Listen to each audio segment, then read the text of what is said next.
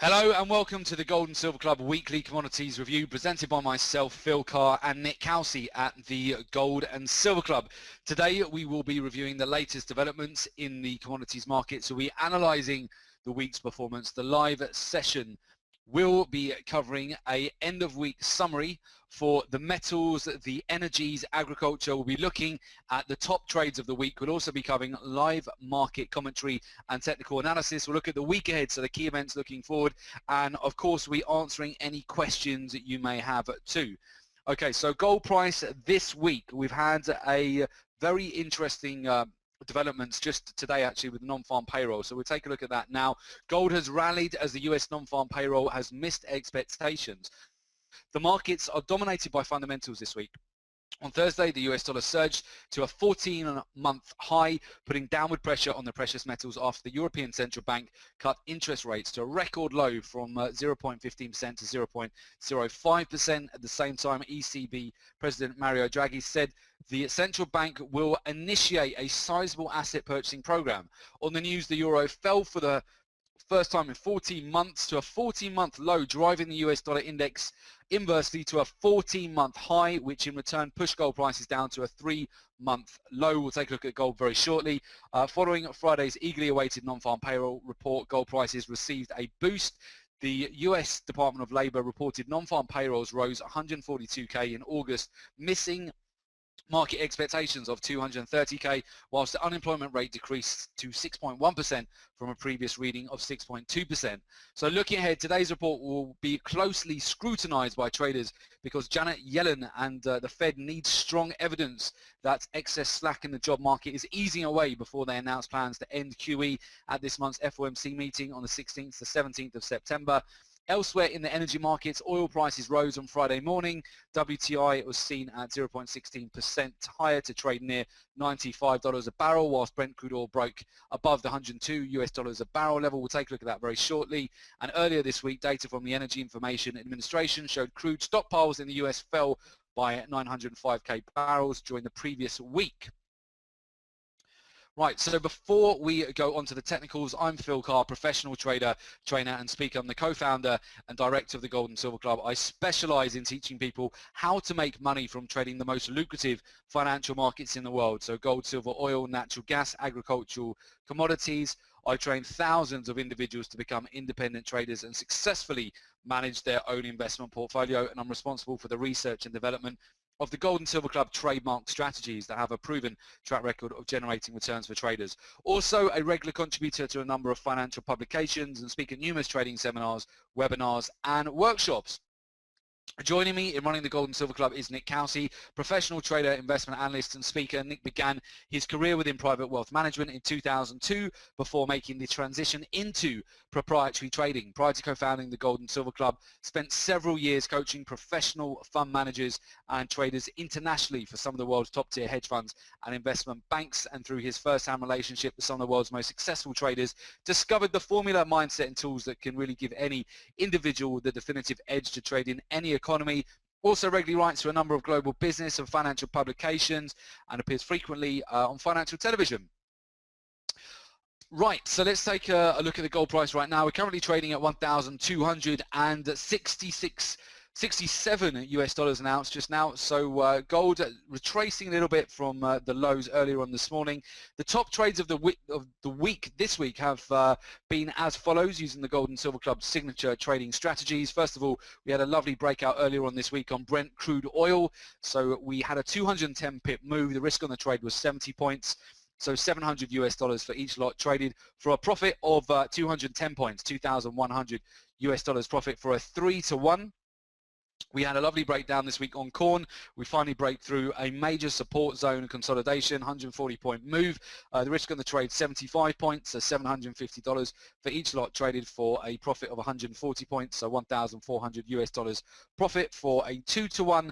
And palladium this week had a nice breakout. The risk on that was 60 points, so 600 US dollars for each lot traded for a profit of 120 points or 1,200 US dollars for a 2-to-1. So those are some of the top trades we've had over this week.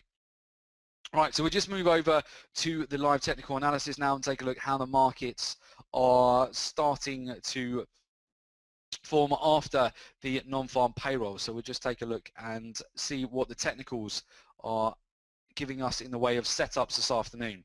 So first of all, if we have a look at the gold market, gold you can see following a very clear trend channel at the moment. We've found support just earlier on this morning at 1,257 US dollars an ounce. We've had a nice bounce off that level. You can see overall we're in quite a strong downward trend.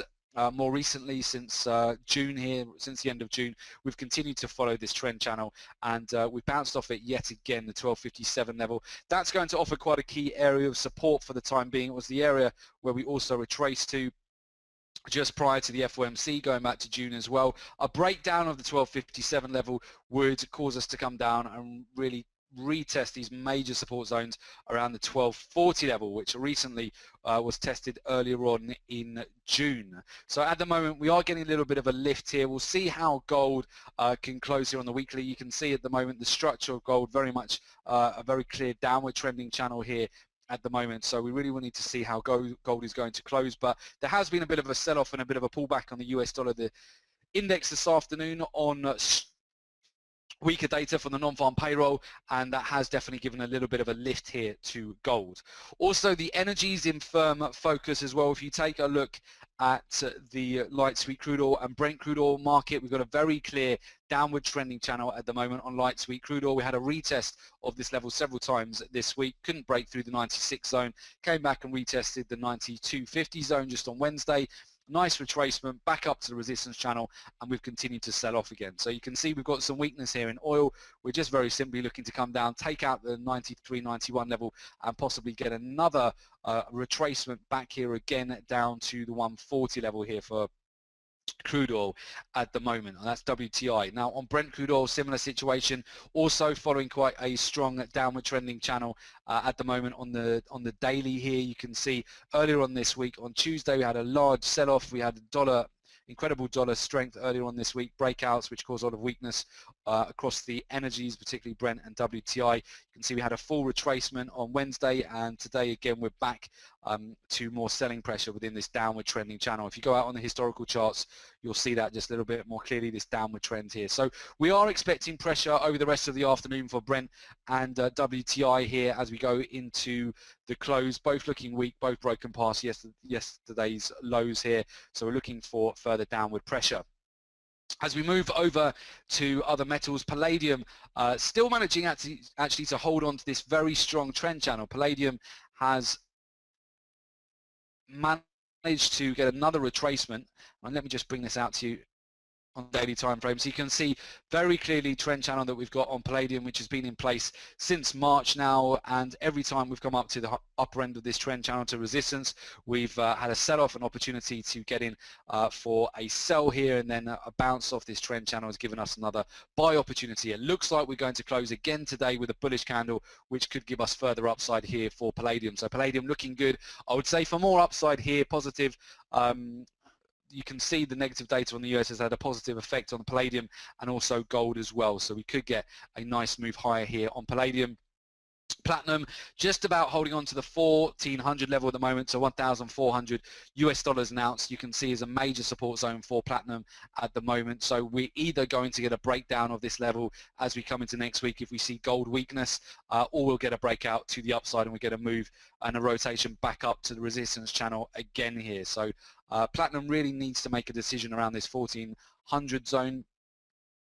Looking at silver, silver has just been in a fantastic downward trending channel throughout the past 2.5 to 3 weeks now. We continue to have sell opportunities every time we get a retracement back up to the resistance channel just at the top here. You can see the major support zones for silver currently are at the $19 an ounce level. We've had support there going back to November, December 2013, earlier on this year in April and May as well.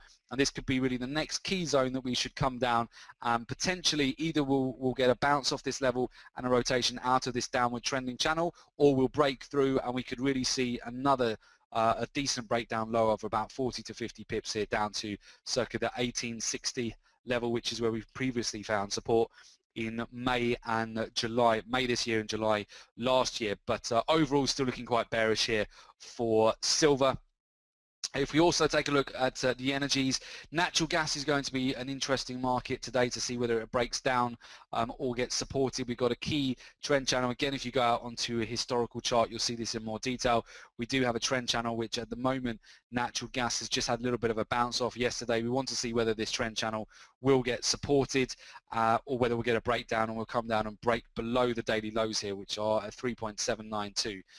So we're keeping an eye on natural gas for a breakout above or below yesterday's highs and lows here, and to see whether this trend line does hold. So natural gas looking a bit bearish at the moment. We are seeing some downward pressure on WTI and Brent at the moment. Those are really the top trades of the day. You can see we're coming down at the moment, breaking past yesterday's lows. So momentum should keep both of those trades running for sell shorts. If we look at wheat at the moment, wheat has found support at a key zone here at the 518 level. You can see we broke through that pennant formation. We've come down, downward trending resistance channel, and we're looking now to see next week. You can see an inverse hammer developing on the daily, whether we will finally get a nice break of this 517 level and give us an opportunity to sell short here into wheat and just get a decent move. As we've seen in corn over this week, one of our top trades just selling short on this final break of a consolidation here on corn. So lovely trade opportunity. So I hope some of you caught that over this week. Okay, so we'll move over to the major news announcements as we come into next week here as well, just to give you the heads up. Monday the 8th of September at 3 p.m. BST, 10 a.m. Eastern Time, we have the CB Employment Trends Index. That report uses data from 8 labour market indicators which make up the Employment Trends Index. So a higher than expected reading should be taken as bullish for the US dollar, and a lower than expected reading should be taken as bearish. Monday the 8th of September at 8 p.m. BST, 3 p.m. Eastern Time, we've got the US Consumer Credit. Consumer credit measures the change in the total value of outstanding consumer credit that requires installment payments. It's closely correlated with consumer spending and confidence. The figure can be volatile, often subject to sizable revisions. A higher than expected reading should be taken as bullish for the US dollar, and a lower than expected reading should be taken as bearish. Then on Wednesday next week, of course, we have the US crude oil inventories at 3:30 p.m. BST, 10:30 a.m. Eastern Time. The US crude oil inventories, that data reports the number of barrels of crude oil commercial firms have in their inventory. Commercial firms report those inventory levels to the Energy Information Administration on a weekly basis. A higher than expected reading should be taken as bearish for crude oil prices, while a lower than expected reading should be taken as bullish. And then Thursday, the 11th of September at 1:30 p.m. BST, 8:30 a.m. Eastern Time, we have the US initial jobless claims. That data measures the number of individuals who filed for unemployment insurance for the first time during the past week. This is the earliest US economic data. Week-to-week numbers can be volatile. A higher than expected reading should be taken as bullish for the US dollar, and a lower than expected reading should be taken as bearish. And Thursday, the 11th of September at 3:30 p.m. BST, 10:30 a.m. Eastern Time, we have the US natural gas storage report. So the Energy Information Administration, the EIA natural gas storage report, measures the change in the number of cubic feet of natural gas held in underground storage during the past week. A higher than expected reading should be taken as bearish on natural gas prices, while a lower than expected reading should be taken as bullish, and that will certainly have an impact on natural gas. Those are really the 6 main announcements we need to keep an eye on for commodities for today and into next week as well. So of course, if you would like to learn more about our upcoming courses, learn to trade the commodities with the Gold and Silver Club, courses are available at our international training centres and online. Very simply, you can find out more about that. Just request information on the Gold and Silver Club coaching programs, live trading room. Just go to www.jointhegoldandsilverclub.com, or you can of course contact us at our London, New York, Johannesburg or Budapest or Hong Kong offices. I'll just leave those numbers on the screen for you very shortly. And make sure you subscribe to our newsletter. You will receive free weekly reports on the precious metals, energies, agriculture. You'll get live market analysis and prices too. So just hop along to our website and subscribe to that to get that free data. And I'll just come back to this screen. So I'll leave it on there for you guys. So have a great weekend, and we'll catch you on the next one. Okay. Cheers, everyone. Bye-bye.